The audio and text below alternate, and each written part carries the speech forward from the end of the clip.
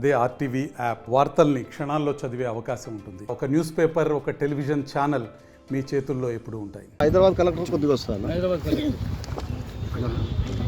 ఈ tower private building, అది private building. School ఏదో స్కూల్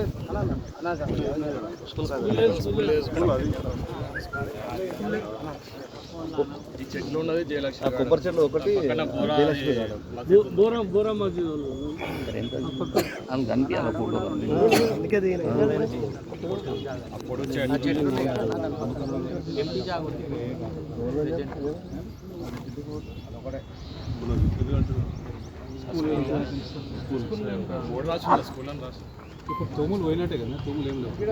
చాలా ఉన్నాయన్న దోమలు. బతుకమ్మ పుట్ట ఇది ఒకటే తుమ్మదే.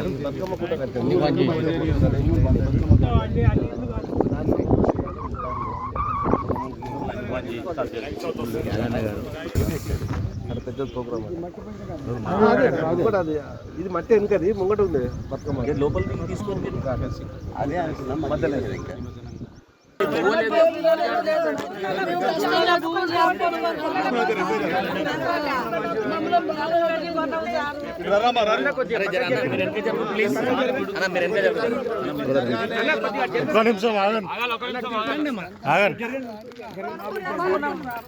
ఎన్ని సంవత్సరాల క్రితం కొనుక్కున్నారు? 40 ఏళ్ళు అవుతుంది. ఎందుకు ఏడుస్తున్నారు మరి? మా ఇల్లు వచ్చి తిండి లేదు, నిద్ర లేదు. అసలు ఎట్లా చిన్న చిన్న పిల్లలు కష్టం చేసుకొని కప్పులు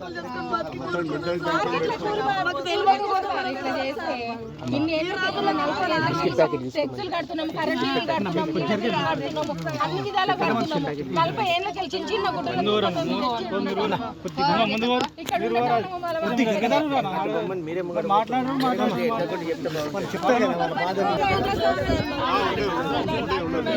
ఈడికెళ్ళి పోతే బాధ అయింది. మనం కొనుక్కున్నాం.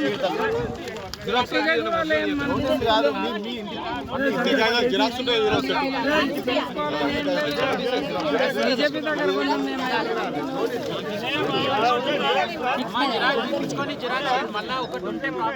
ఇల్లు ట్యాక్స్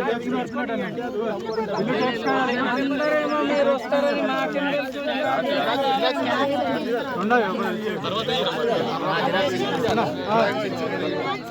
అస్మత్పేట చెరువు పక్కకి 140 మంది, 125 మంది ఇక్కడ.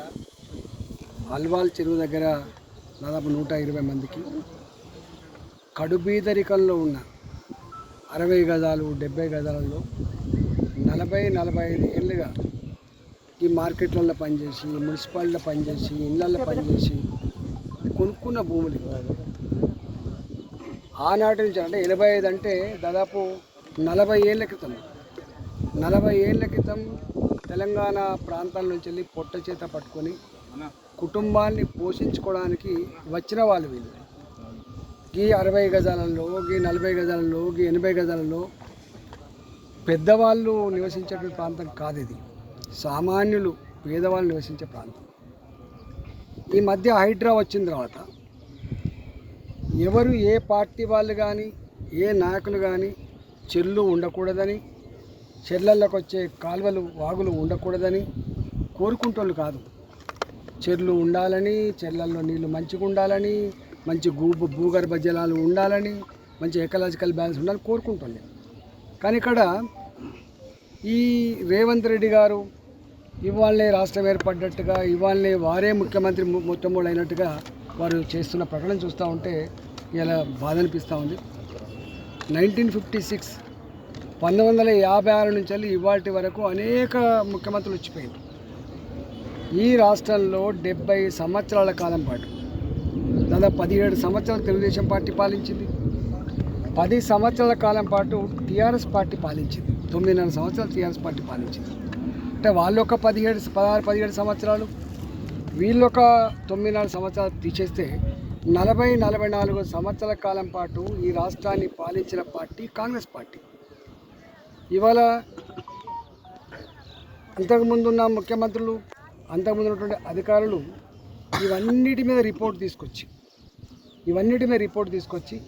పేదల ఇండ్లకు విఘాతం కలగని పద్ధతులలో చెరువులకు కట్టలు పోసి చెరువులకు సంబంధించినటువంటి నీళ్ళన్నీ కూడా బయటికి వెళ్ళిపోయే మార్గాలు వెతికిన తర్వాత ఇవాళ వచ్చి ఏదో ఇన్కన్వెన్షన్ కూలగొడుతున్నా అని చెప్పి సోషల్ మీడియాలో పెట్టించుకొని పేరు తెచ్చుకునే ప్రయత్నం చేస్తున్నారు. కానీ చాలామంది తెలియని అంశం ఏంటంటే కొట్టేదో ఒకటో రెండో పెద్దోళ్ళే కానీ నోటీసులు ఇచ్చి 100 మందికి నోటీసులు ఇచ్చింది మాత్రం పేదవాళ్ళకు. ఈ నోటీసులు వచ్చిన తర్వాత పేదవాళ్లకు కంటి మీద కులుకు లేదు. వాళ్ళు కార్పొరేటర్ దగ్గర పోతారు, వాళ్ళు ఎమ్మెల్యే గారి దగ్గర పోతారు, వాళ్ళు ఎంపీ గారి దగ్గర పోతారు. ఇక్కడ పంచాయతీ పార్టీల పంచాయతీ కాదు, ఇక్కడ పంచాయతీ పేదోళ్లకు సంబంధించిన ఇళ్ళ పంచాయతీ.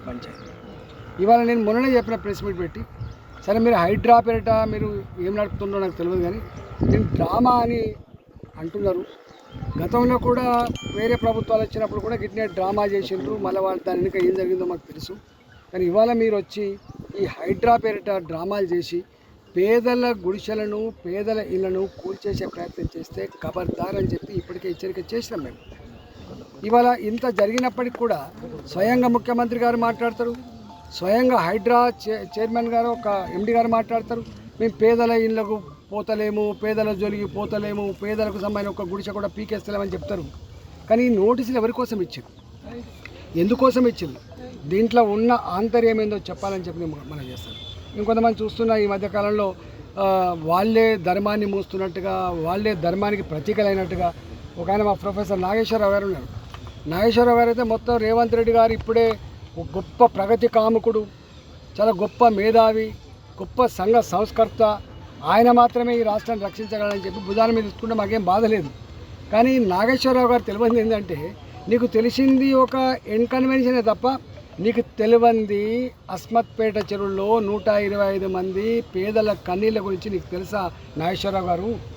అలవాల్ చెరువులో జీతాలు చేసి, నౌకర్లు చేసి నెలకు 5,000 10,000 బ్యాంకులకు ఈఎంఐ కట్టుకున్నటువంటి ఇళ్లకు ఉన్న గోస గురించి నీకు తెలుసా నాగేశ్వరరావు గారు? ఇవాళ సూడో మేధావులు, కొంతమంది సోషల్ మీడియాలో ఆ ట్రెండింగ్ కోసం ఆశపడే వాళ్ళు, అప్పటికప్పుడు ఏదో పెద్ద హీరోలు అని చెప్పి పేరు తెచ్చుకునే వాళ్లకు ఈ పేదల గురించి తెలియదు.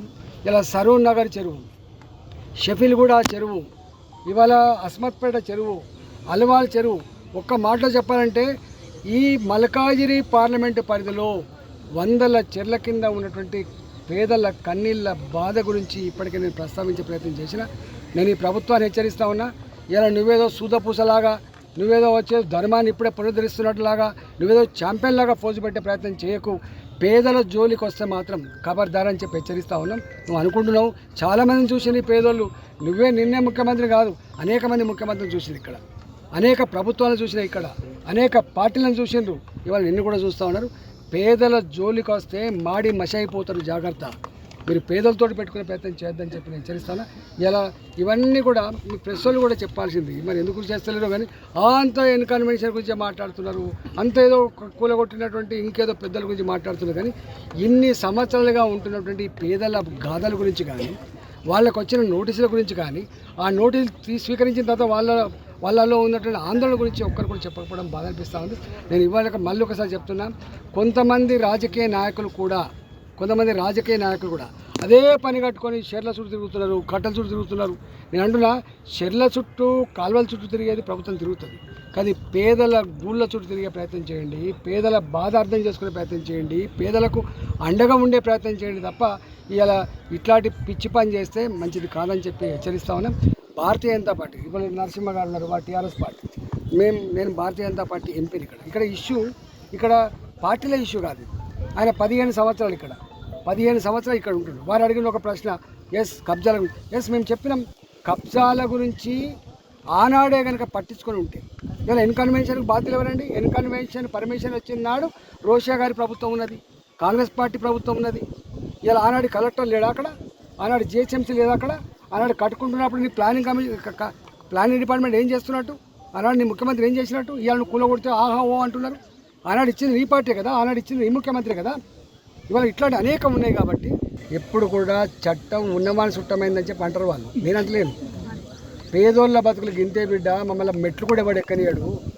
మా కన్నీళ్ళ గురించి మా పేదరికం చూసి మాడు అసహించుకుంటాడు, కానీ ఉన్నోడు మాత్రం పైరవి చేసుకొని పోతాడు బిడ్డ అంటారు వాళ్ళు. అందుకనే చట్టం ఉన్నవాని చుట్టం కావద్దని మేము అంటున్నాం. పైరవి చేసుకున్నాడు కూడా నువ్వు కూలగొట్టరాదు వాడు అంటాడు. నీకు దమ్ముంటే కూలగొట్టి పైరవి చేసుకున్నాడు. నేను అంటున్నా వల్ల పేదవాళ్ళు 40-50 గజాలు వాక్ సాగర్ చెరువు ఉంది. 632 మందికి ఆనాటి ప్రభుత్వం పట్టా ఇచ్చింది, ప్రభుత్వం ఇచ్చింది, కట్టుకున్నారు వాళ్ళు. ఇవాళ వచ్చి నువ్వు బఫర్ జోన్ ఉంది, బఫర్ జోన్లో ఉంది, ఎఫ్టీలో ఉంది అని ఎట్లా అంటావు? ఆయన ముఖ్యమంత్రి ఏం చేసినట్టు? కట్టుకున్న వాళ్ళు ఎవరు? వాళ్ళు 60 గజాల నుండి ఎవరుంటారు చెప్పు? నేను ఉంటాను 60 గజాలు కదా చెప్పవు. నరసింహ ఉంటాడు 60 గజాలు.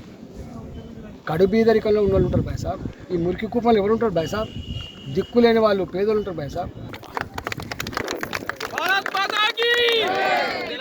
అసలు జనరల్గా మీకు కొన్ని సెంటిమెంట్స్ ఉంటాయి ఊళ్ళల్లో.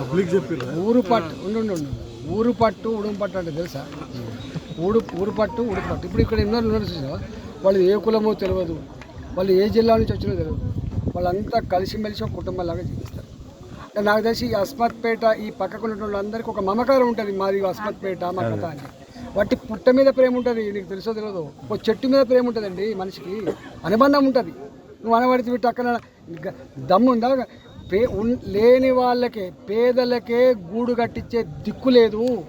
ఇవాళ గిన్ని ఇళ్ళు కూల్చేసి వాళ్ళకి ఇల్లు కట్టించే దమ్ముందా అండి ప్రభుత్వానికి? ఉందా చెప్పండి. నేను కూడా మంత్రిగా పనిచేసిన, ఆర్థిక మంత్రిగా పనిచేసిన. ఈ రాష్ట్ర ఆర్థిక వ్యవస్థ నాకు తెలుసు. జీతాలు ఇచ్చే పరిస్థితి లేదు.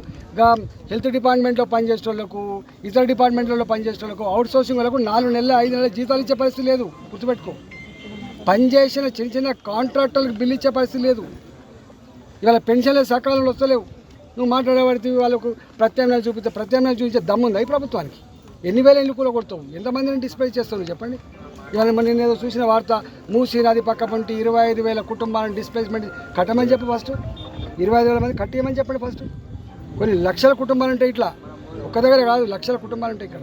సార్ ఇప్పుడు గత 10 ఏళ్లలో బీఆర్ఎస్ గవర్నమెంట్ ఉన్నప్పుడే ఎంక్రోచ్మెంట్స్ ఎక్కువైనాయని ఆడుకున్నాను. నేను ఏమంటున్నా, ఒకటి ఎంక్రోచ్మెంటు జరిగినప్పుడు సరే, రాజకీయ నాయకులకు స్వార్థం ఉంటుంది. నీ ఐఏఎస్కి ఏం స్వార్థం ఉంటుందా? నీ జిహెచ్ఎంసీకి ఏం స్వార్థం ఉంటుంది? ఏం చదువుకున్నట్టు? ఇవాళ ముద్దం నరసింహ గారు ఉన్నారు, 5 ఏళ్ళు కార్పొరేటరు, మళ్ళీ దీవిస్తే మళ్ళీ 5 ఏళ్ళు వస్తాం, లేకపోతే లేదు. ఈటల అందరూ ఎంపీ 5 ఏళ్ళ కోసం వచ్చిండు, మళ్ళీ ఆశీర్వదిస్తూ వస్తాం లేవు. ఇలా కలెక్టర్ అనేవాడు ఒక ప్రభుత్వ అధికారి 30 నుంచి 35 ఏళ్ళు ఉంటాడు. 30 నుంచి 35 ఏళ్ళు ఉంటాడు. ఏం చేసినట్టు? నీ సిస్టమ్ ఏం చేసింది? నీ చట్టం ఏం చేసింది? ఎక్కడ పోయింది నీ సిస్టమ్? ఎవరిచ్చింది దీని పర్మిషన్లు? ఎవరిచ్చింది దీని నల్ల కనెక్షన్లు? ఎవడిచ్చింది దీని కరెంటు కనెక్షన్లు? చెప్పండి. ఏ పైసలతో వేసింది సిమెంట్ రోడ్ ఇక్కడ? ఏ డబ్బుతో వేసింది ఇక్కడ డ్రైనేజ్ పైపులు అని చెప్పండి. మాటలు సరిపోయిందా? సిస్టమ్ ఉంటుంది కదా. ఎవరు ఉన్నా లేకపోయినా సిస్టమ్ ఒకటి ఉంటుంది, చట్టం ఒకటి ఉంటుంది. ఆ జ్ఞానం ఉండాలి వీళ్ళకు. ఆ జ్ఞానం లేదు వీళ్ళకి.